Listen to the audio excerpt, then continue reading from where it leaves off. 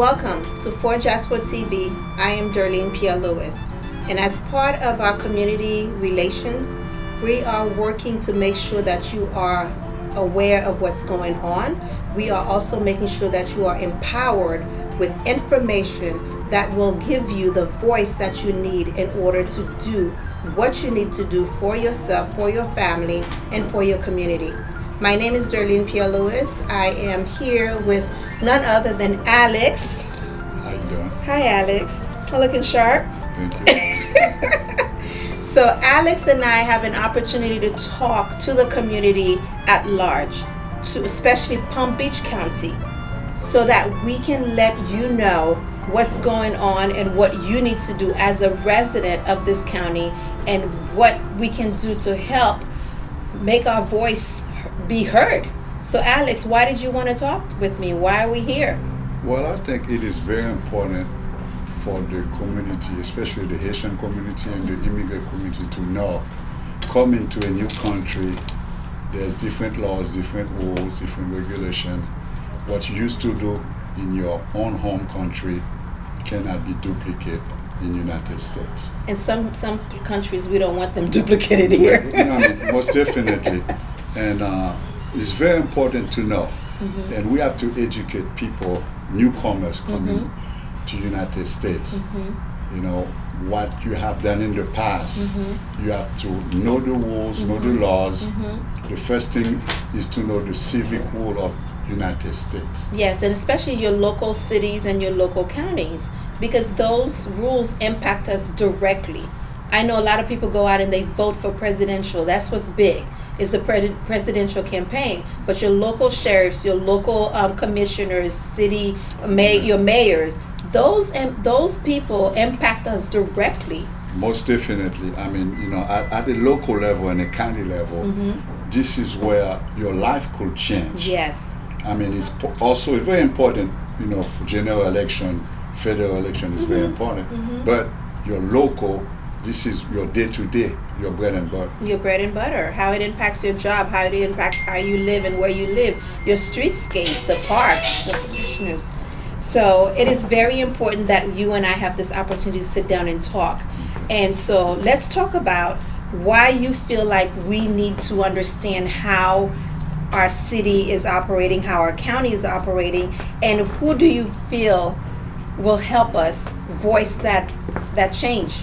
Well, I had the opportunity going back 25 plus years, you know, to work with Mr. Geiger, who spent 50 years of his life, devoted his life, his professional life and his personal life, 50 years for Palm Beach County residents and Palm Beach County Sheriff Office. He's the only person in pretty much in Palm Beach County Sheriff Office history that had to spend 50 years. Wow. It is a long time, half a century. Okay, so you don't do that if you don't love what you do. And if you don't care for the people. Exactly. So you really have to enjoy helping people. And I find in Mr. Geiger that he's very genuine. That's what he wants to do, help people. And some of the history of what he's already accomplished and what he's done, can you elaborate on that? Because 50 years is not 50 days. 50 is a long time. I mean, he had implemented many programs in which, for example, the Eagle Academy, helping youth, you know, who got in trouble between the age of 14 and 16. That dangerous age. You know, it was a very good program. Now, this program is no longer under the current sheriff. Oh, really? No, it's no longer. And for example, the drug farm for people who had addiction to drug and alcohol, we had the drug farm. This program is no longer. And what did the drug farm do? Well, it helped people. Let's say somebody get arrested for drug or alcohol, for example.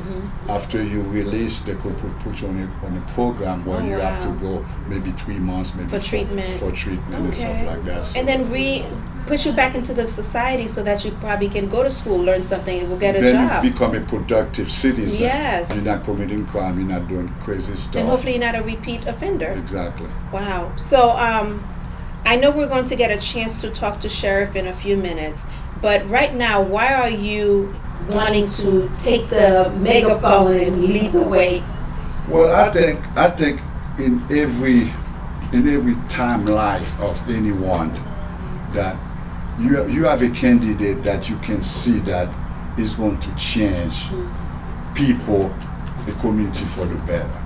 Okay, and I said, Mr. Geiger, that this is an opportunity. We may not have another 50 or 100 years to have somebody that so involved, have committed so many years of his life helping people.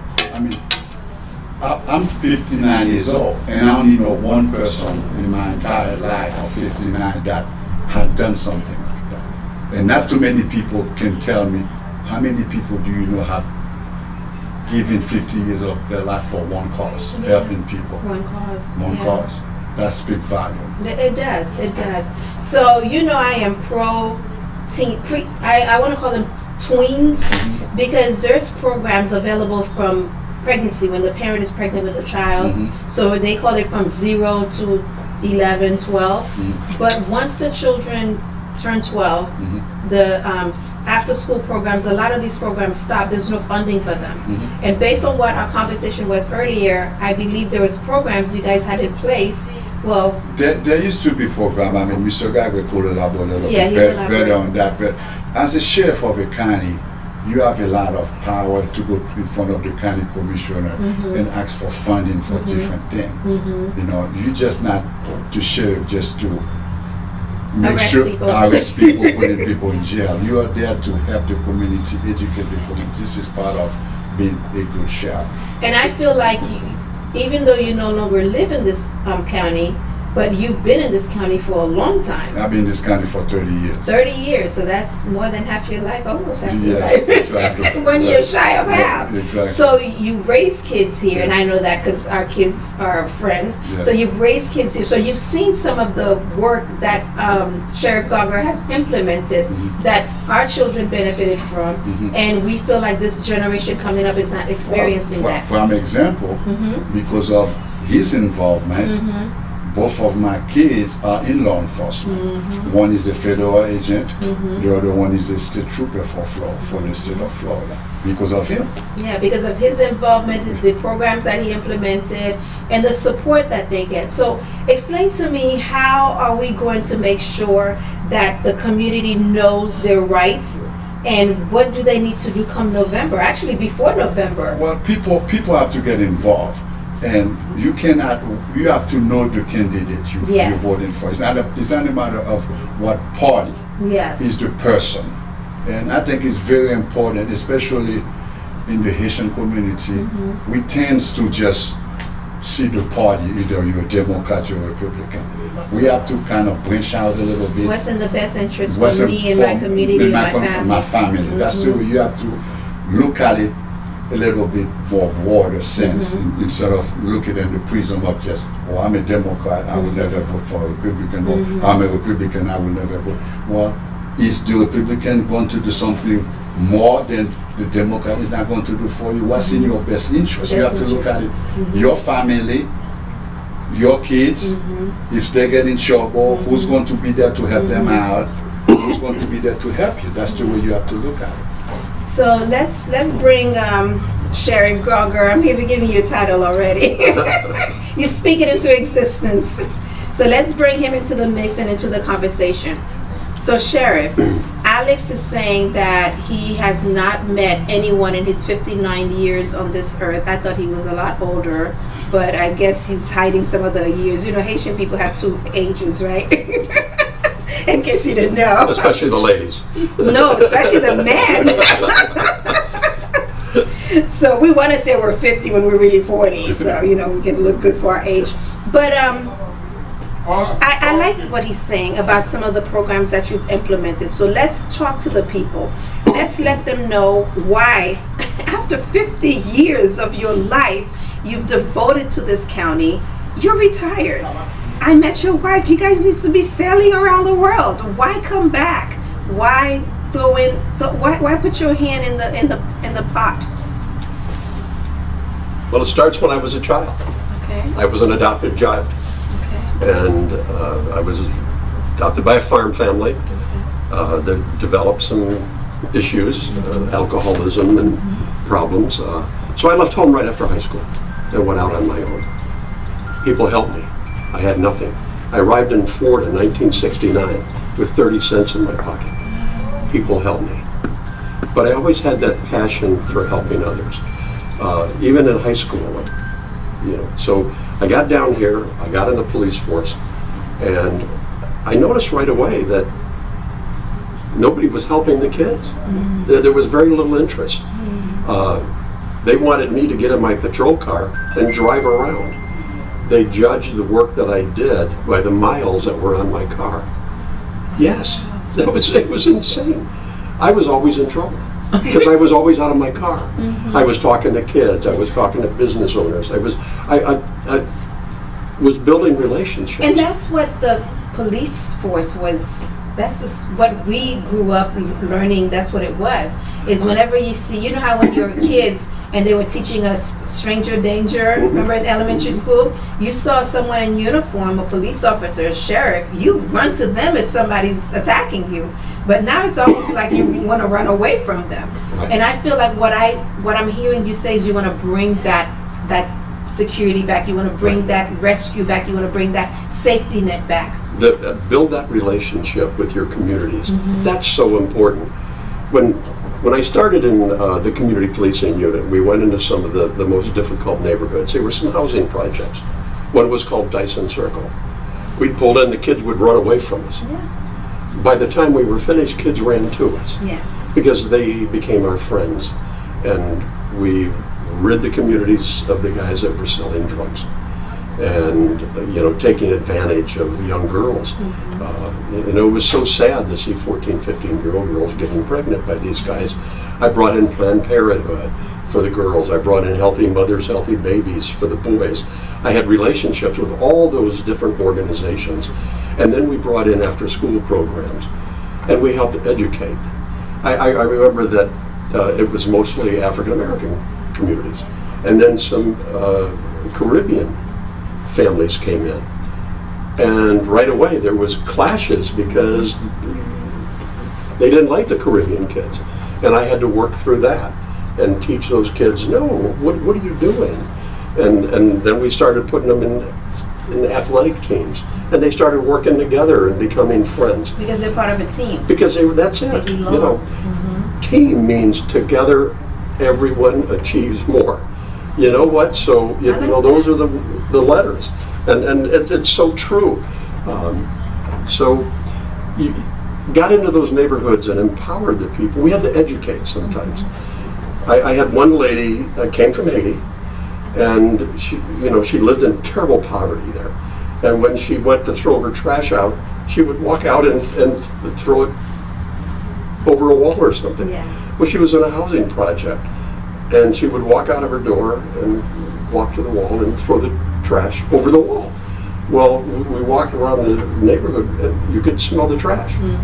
And we started looking, and then we saw her one day dump her trash. So we had to teach her and educate. Yeah. Education is so important. Changing behavior is so important, and helping people. Corporal punishment was very, you could beat your kids in some of the neighborhoods or some of the cultures that they came from. Here they would beat their kids. The kids would go to school, and the cops would come and arrest them because they would have marks on their legs. And no one explained to them. No. Yes, you can discipline your child, but don't scold them to the point where you're leaving scars and you're hurting them. And those are the things that we did.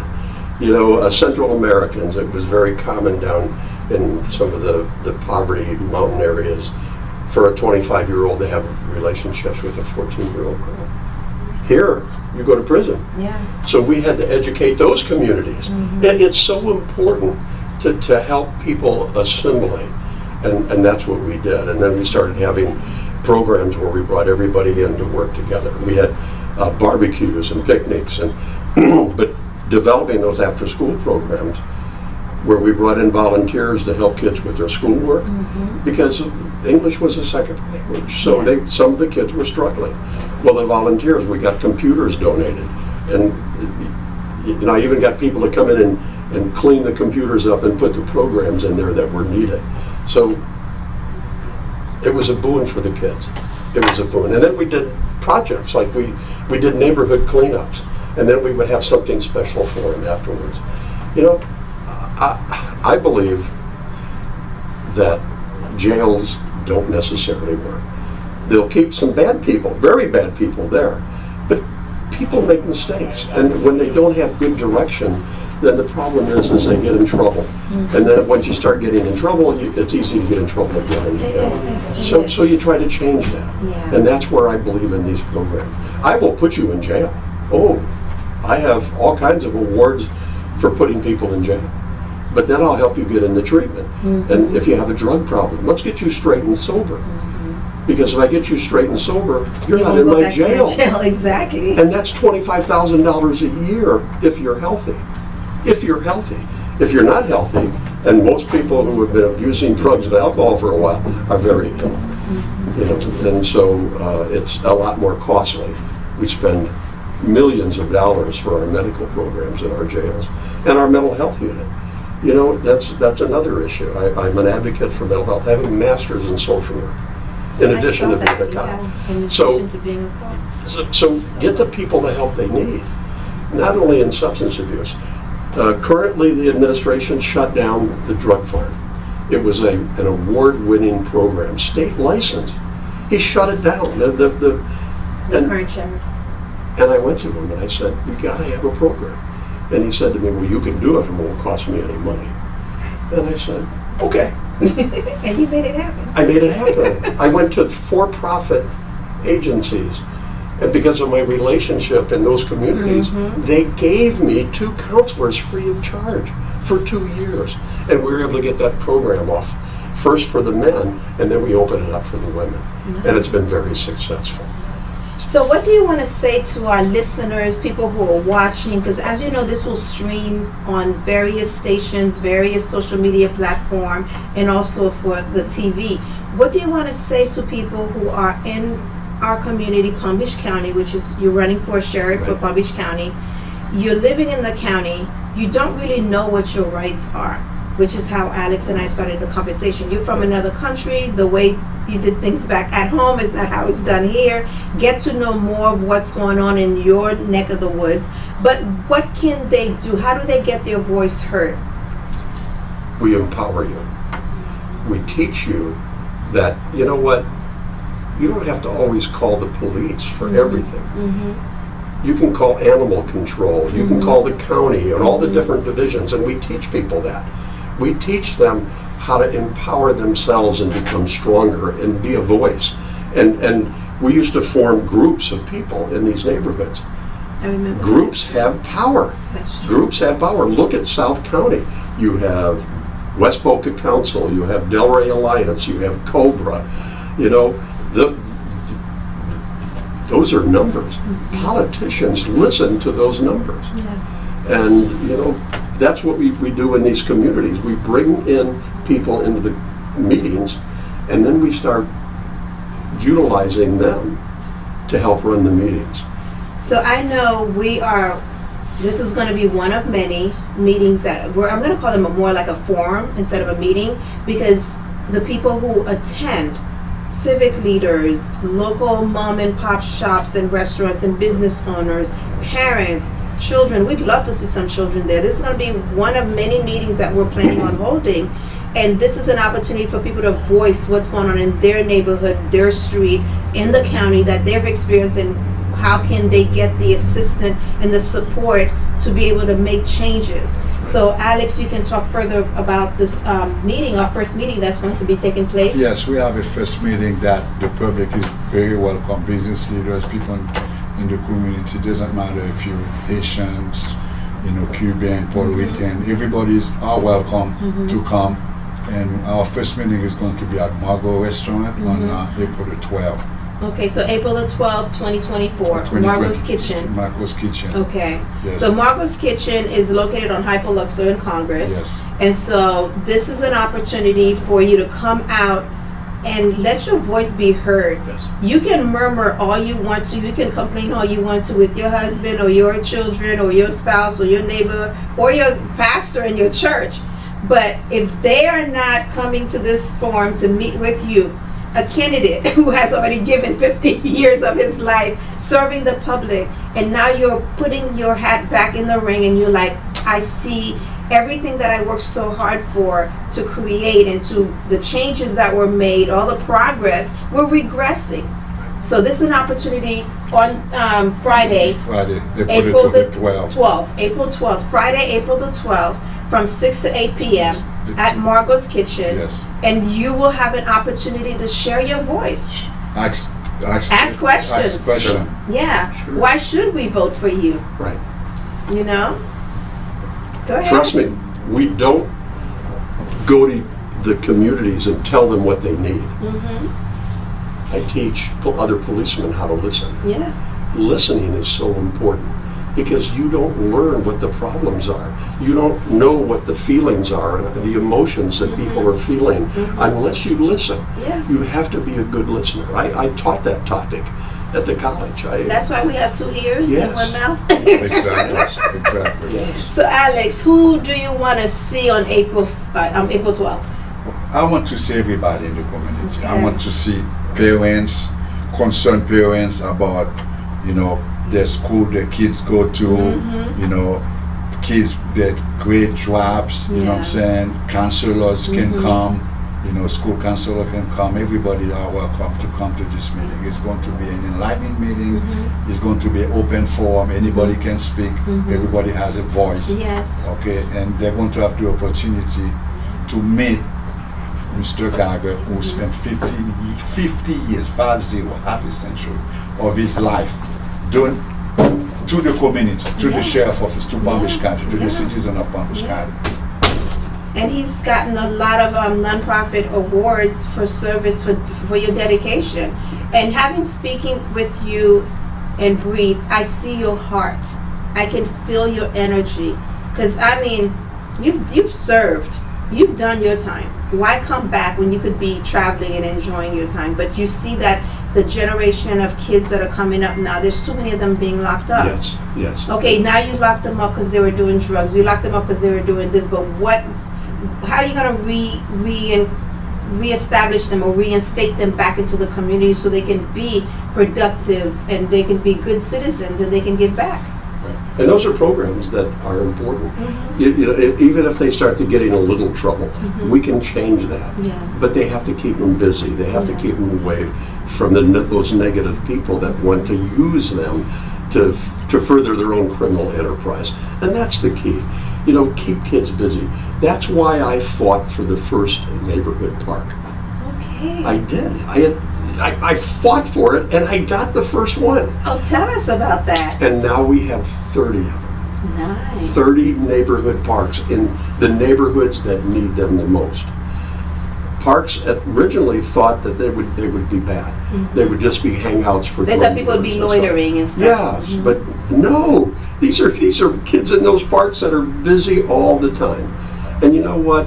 If you can keep kids busy with positive things, there's a whole lot less chance of them getting into negative things. So Friday, April 12th, from 6 p.m. to 8 p.m. at Margot's Kitchen, we are asking you to tell everybody you know. 2 hours. Come let your voice be heard. Come speak your truth. Come share your problems or whatever you're enduring. But most importantly, come ask the sheriff. It's not often you get an opportunity to be so involved and to be so engaged in speaking with a candidate that has your best interests at heart. But on top of that, that impacts you and your family and your community so directly. I know the elections for city commissioners and counties for the city of Delray, and I think maybe Boynton is going on. But every city has this. They have counties. They have county elections. They have city elections. It behooves you to go out there and voice your opinion. If you don't know who to vote for, go to your local chapters, and they have pamphlets. They're explaining every candidate, what they stand for, what their cause is, what's their mission. And if that mission sits with you, whether they're Republican or Democrat, is this person thinking about me and my family and my community and my city? If the answer is yes, go vote for them, put them in office. And then you can hold them accountable. Yes. Because I voted for you because you said you're going to clean up our parks. You're going to, when these kids or whoever gets busted or they get picked up and they're in jail because of drugs, there's going to be a drug rehab program available for them. And I voted for you because of that. And it's been 3 months, 6 months, and I don't see any of that. You'll have a say because you did your part. So Alex, talk to us. Well, to conclude, I mean, like I said, it's going to be many forums. This is the first one we have in Alipo 12 at Margot's Kitchen. There's going to be plenty of opportunity. We have the election coming in November. Yes. And we have a primary in August. Okay. So we have to go over that hump first in August, then the primary. Definitely. So we need the community to come and support us. Okay. We're going to support you, but it's like a relationship.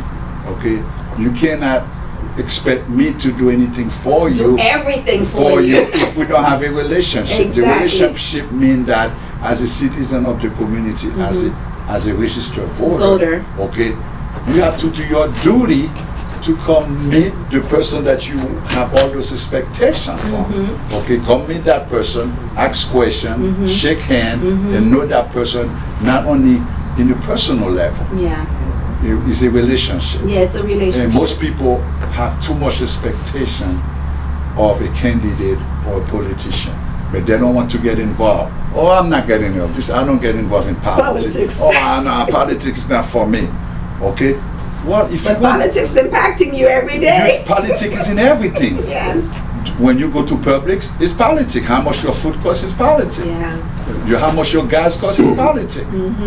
Everything is politics. So, people say that all the time. Oh, I don't want to get involved. But like you said, it's because they don't know. They don't so know. It is our responsibility, if we know better, to do better, but also to teach others how to do better. Yeah, exactly. So Thursday, Friday. I'm sorry, I keep saying Thursday. Friday, April 12th, from 6 p.m. to 8 p.m. at Margot's Kitchen. Sheriff, conclude for us. Yes, and thank you so much for the opportunity and having this discussion with us. I just feel so strongly that it's the programs that reduce crime. When we did community policing, we went into these neighborhoods, crime was out of control. We turned that around and reduced crime 85 to 90%. We brought in all these partners. We brought in the county. We brought in the state. We brought in water management to clean out the canals where there was all trash and debris. We brought in code enforcement. We brought in all the different organizations and put them together as a team.